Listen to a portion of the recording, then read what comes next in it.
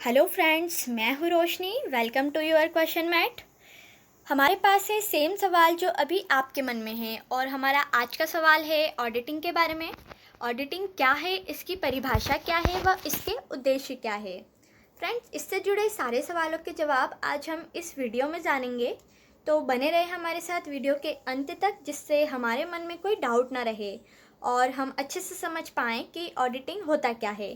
तो चलिए शुरू करते हैं। सबसे पहले हम जानते हैं कि ऑडिटिंग क्या है। ऑडिटिंग के बारे में सबसे पहले हम ये जानेंगे कि ऑडिटिंग का प्रारंभ कैसे हुआ है।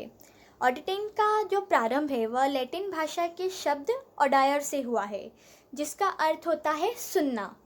हिंदी में ऑडिटिंग को अंकेक्षण कहते हैं। फ्रेंड्स, पहले के समय में व्यापार और व्यवसाय दोनों छोटे पैमाने पर स्थित होते थे। इसलिए व्यवसायी या लेखापाल क्या करते थे कि अपने हिसाब किताब की जांच के लिए वह न्यायाधीश के पास जाते थे और अपने लेखे उनको पढ़कर सुनाते थे। लेखों को सुनने के बाद फिर न्यायाधीश फैसला लेता था कि यह लेखे सही है या नहीं है। उस टाइम ये न्यायाधीश ही ऑडिटर कहलाते थे। परंतु आज के टाइम में व्यापार व्यवसाय काफ़ी बड़े पैमाने पर स्थित हो चुके हैं। इसलिए व्यापार का प्रत्येक लेन देन जो होता है वह पुस्तकों में व तकनीकी सहायता जैसे कंप्यूटर सॉफ्टवेयर में उन लेखों को ठीक प्रकार से रख दिया जाता है। उन लेखों को रखने के बाद साल के अंत में ऑडिटर द्वारा इन लेखों की जांच की जाती है और यह जो प्रक्रिया होती है इसे ही ऑडिटिंग कहा जाता है। तो फ्रेंड्स, यह थी हमारी ऑडिटिंग के बारे में जानकारी और अभी इसकी परिभाषा हमने देखी। अब हम आगे जानेंगे इसके उद्देश्यों के बारे में। ऑडिटिंग के उद्देश्यों को 3 भागों में डिवाइड किया गया है। इसका पहला उद्देश्य होता है मुख्य उद्देश्य, दूसरा उद्देश्य है सहायक उद्देश्य और तीसरा उद्देश्य है अन्य उद्देश्य। तो आइए अब हम इन उद्देश्यों के बारे में विस्तार से जानते हैं। पहला आता है मुख्य उद्देश्य।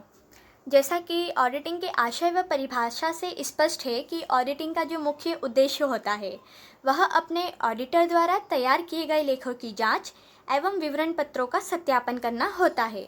इस प्रकार एक ऑडिटर को इन सब बातों की जांच करके अपनी रिपोर्ट में स्पष्ट रूप से उल्लेख करना होता है कि उसने लेखों का मिलान ठीक ढंग से कर लिया है और वह पूर्ण रूप से सही है। तो फ्रेंड्स, ऑडिटर का इसमें मुख्य उद्देश्य यही है कि उसके द्वारा जांच किए गए लेखे पूर्णतः सत्य है व उसके द्वारा प्रमाणित की गई व्यवसाय की आर्थिक स्थिति भी बिल्कुल सही है। अब आइए हम जानते हैं इसके दूसरे उद्देश्य के बारे में, जो कि है सहायक उद्देश्य। ऑडिटिंग के मुख्य उद्देश्यों की सार्थकता तभी होती है जब लेखों में किसी प्रकार की कोई त्रुटि या कपट न किया गया हो और लेखे पूर्णतः सत्य हो।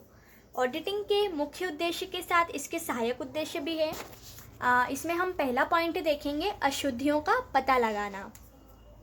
ऑडिटर का एक सहायक उद्देश्य यह होता है कि खातों की जांच को प्रदर्शित करते समय, यानी जब वह खाते दिखा रहा है तब यह भी स्पष्ट हो जाए कि खातों में किसी प्रकार की कोई त्रुटि या अशुद्धि ना हो। आज के कंपटीशन के दौर में प्रत्येक संस्था व व्यवसाय में कम से कम कर्मचारी रखे जाते हैं और उन कर्मचारियों पर काम का प्रेशर भी अधिक होता है, जिससे खातों में सामान्य अशुद्धि या त्रुटि का रह जाना स्वाभाविक होता है। ऐसे में ऑडिटर का मुख्य कार्य यही होता है कि वह उन त्रुटियों के बारे में पता लगाए व उन्हें सही रूप से प्रदर्शित करे। सेकंड पॉइंट है इसका छल कपट का पता लगाना। छल कपट से आशय, तो फ्रेंड्स सबसे पहले हम जानेंगे कि छल कपट होता क्या है। यानी छल कपट का आशय है व्यवसाय के स्वामी को धोखा देना, व्यवसाय के स्वामी के साथ विश्वासघात करके लेखों में गड़बड़ी करना तथा माल की हेराफेरी करना, ये होता है छल कपट। तो ऐसे ही छल कपटों का पता लगाना ऑडिटर की एक महत्वपूर्ण जिम्मेदारी है और यह उसका महत्वपूर्ण कार्य माना जाता है। इसका थर्ड पॉइंट है अशुद्धियों व छल कपट को रोकना। ऑडिटिंग के सहायक उद्देश्य में ये जो थर्ड पॉइंट मैं आपको बता रही हूँ यह सबसे महत्वपूर्ण होता है कि ऑडिटर व्यवसाय में होने वाली अशुद्धियों व छल कपटों को नियंत्रित करे। ऑडिटिंग में छल कपट पूर्णतया रुक तो नहीं सकते, लेकिन लेखों की लगातार जांच से इन छल कपट व अशुद्धियों को कम जरूर कर सकते हैं। ऑडिटर अपनी उपस्थिति से व्यवसाय व कर्मचारियों पर नज़र रख सकता है, जिससे गलतियों व छल कपटों को कम किया जा सकता है। यहाँ पर हमने जाने सहायक उद्देश्य। अब हम आगे जानते हैं ऑडिटिंग के तीसरे उद्देश्य के बारे में, जो कि है अन्य उद्देश्य। ऑडिटर के मुख्य उद्देश्य व सहायक उद्देश्यों के साथ साथ इसके अन्य उद्देश्य भी हैं जो कि इस प्रकार है। इसमें भी 3 पॉइंट है। पहला है व्यवस्था का पालन करना। ऑडिटिंग के उद्देश्यों में वैधानिक व्यवस्था का पालन करना आवश्यक है। कंपनी अधिनियम 1956 में लेखों की जांच पड़ताल करना अनिवार्य कर दिया गया है। प्रत्येक व्यावसायिक प्रतिष्ठानों को भी अपने वार्षिक खाता बहियों की जांच कराना कंपलसरी कर दिया गया है। सेकंड है सरकारी कर्मचारियों को संतुष्ट करना। किसी भी व्यवसाय के लेखे यदि ऑडिट किए हुए हैं तो कोई भी सरकारी अफसर या कर्मचारी उन पर तुरंत विश्वास कर लेगा, क्योंकि आपके जो लेखे हैं वो ऑडिटिंग किए हुए हैं, जांचे परखे हुए हैं, इसलिए कर्मचारी उन पर विश्वास कर लेता है कि ये लेखे सही है और आगे जब वो प्रोसेस करता है, आगे की जब वो क्रिया करता है तो उसके लिए समय बच जाता है। इसका थर्ड पॉइंट आता है नैतिकता को बल।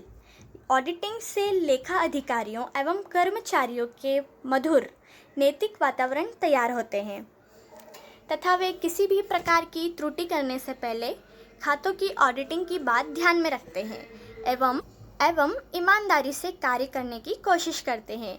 इसलिए इनमें एक नैतिक माहौल पैदा हो जाता है। तो फ्रेंड्स, ये थे हमारे ऑडिटिंग के बारे में, ऑडिटिंग के कुछ उद्देश्यों के बारे में। तो दोस्तों, कैसी लगी आपको ये वीडियो? अगर इस सवाल से संबंधित आपके मन में कोई डाउट बचा है या अगर आपके मन में कोई सवाल है तो कमेंट में हमें ज़रूर बताइए। हम आपके सवालों का जवाब देने की पूरी कोशिश करेंगे। ऑडिटिंग से जुड़े अन्य सवालों का जवाब हमारे नेक्स्ट वीडियो में आपको मिल जाएगा, जिसका लिंक नीचे डिस्क्रिप्शन में दिया हुआ है।